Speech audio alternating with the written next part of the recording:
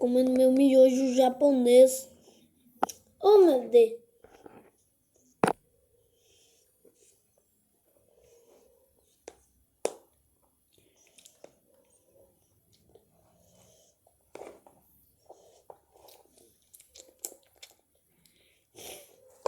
Galera, também você já experimentou um miojo japonês?